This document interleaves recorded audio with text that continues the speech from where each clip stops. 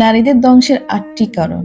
হাদিসে এসেছে ভয়াবহ কিছু সতর্কবার্তা, যে বার্তাগুলো আমাদের প্রত্যেক মুসলিম বোনেদের জানা খুবই জরুরি। আসসালামু আলাইকুম ওয়া রাহমাতুল্লাহ। প্রিয় দর্শক, আমরা প্রত্যেকে চাই আল্লাহর সন্তুষ্টি অর্জন করতে এবং জান্নাতের অধিবাসী হতে। কিন্তু কখনো কখনো এমন কিছু ভুল আমাদের অজান্তে হয়ে যায়, যা আমাদের আমলকে ক্ষতিগ্রস্ত করতে পারে। তাই আজকের ভিডিওটি বিশেষ করে আমাদের মুসলিম বোনদের জন্য একটি আন্তরিক নসিহত।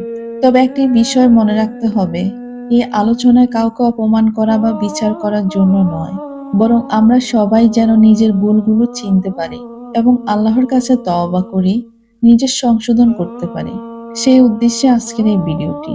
চলুন জেনে নেওয়া যাক সে গুরুত্বপূর্ণ বিষয়গুলো। প্রথম বিষয়, ভ্রু বা চোখের উপরে লোম তুলে ফেলা। সহিহ বুখারী হাদিসে এসেছে, সৌন্দর্য বৃদ্ধির উদ্দেশ্যে ভ্রু তুলে ফেলা এবং অন্যকে এতে সহযোগিতা করা থেকে রাসূল সাল্লাল্লাহু আলাইহি সাল্লাম সতর্ক করেছেন। কারণ একজন মুমিনের প্রকৃত সৌন্দর্য কেবল বাহ্যিক রূপ নয়, বরং তাকওয়া ও উত্তম চরিত্র।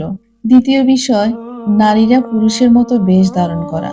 রাসূলুল্লাহ সাল্লাল্লাহু আলাইহি সাল্লাম নারীদের পুরুষের মতন এবং পুরুষদের নারীদের মতন সাজসজ্জা ও পরিচয় গ্রহণ করতে নিষেধ করেছেন।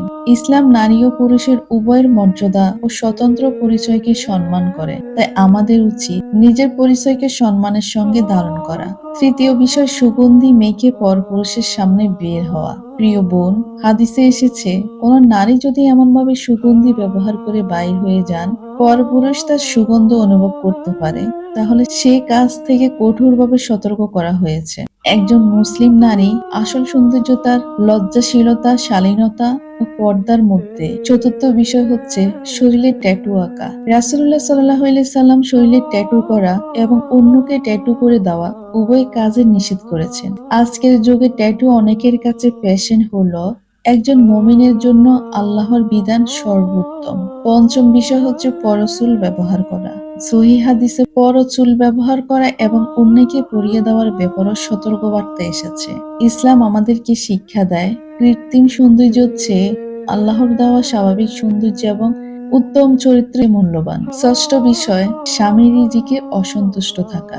সংসারের সুখ শান্তি অধিকাংশে নির্ভর করে পারস্পরিক কৃতজ্ঞতা ও ধৈর্যের উপরে। স্বামীর সামর্থ্য অনুযায়ী উপার্জনে সন্তুষ্ট থাকা এবং সবসময় অভিযোগ না করে আল্লাহর উপরে ভরসা রাখা একজন মুমিন নারীর সুন্দর গুণ। তবে মনে রাখতে হবে, স্বামীরও দায়িত্ব রয়েছে স্ত্রীর ন্যায্য ভরণ পোষণের ব্যবস্থা করা। ইসলাম উভয় অধিকার ও দায়িত্বের ভারসাম্য শিক্ষা দিয়েছে। সপ্তম বিষয় হচ্ছে যাচাই না করে অপবাদ ছড়ানো। আজকের সোশ্যাল মিডিয়ার যুগে একটি মিথ্যা খবর মুহূর্তের মধ্যে হাজার মানুষের কাছে পৌঁছে যায়, অথচ ইসলাম আমাদেরকে শিখিয়েছে কোনো খবর যাচাই না করে প্রচার করা এবং কারো নামে অপবাদ দেওয়া অনেক বড় গুনাহ। তাই কথা বলার আগে এবং কোনো তথ্য শেয়ার করার আগে অবশ্যই সত্যতা যাচাই করা উচিত। সর্বশেষ যে বিষয়টি, অষ্টম বিষয়, গীবত বা পরনিন্দা করা। গীবত এমন একটি গুনাহ যা আমরা অনেক সময় বুঝতে পারি না।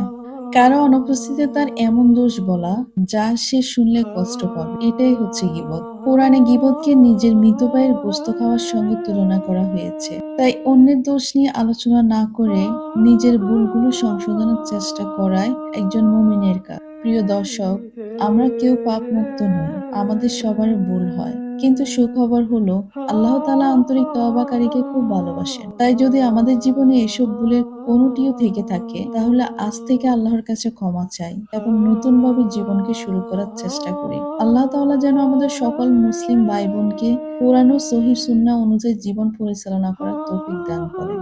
আমাদের সকল গুনাহ সমূহ ক্ষমা করেন। আমিন ইয়া রাব্বাল আলামিন। ভিডিওটি যদি আপনাদের ভালো লেগে থাকে, আপনাদের উপকারী মনে হয়, তাহলে একটি লাইক দিন, প্রিয়জনদের সাথে শেয়ার করুন।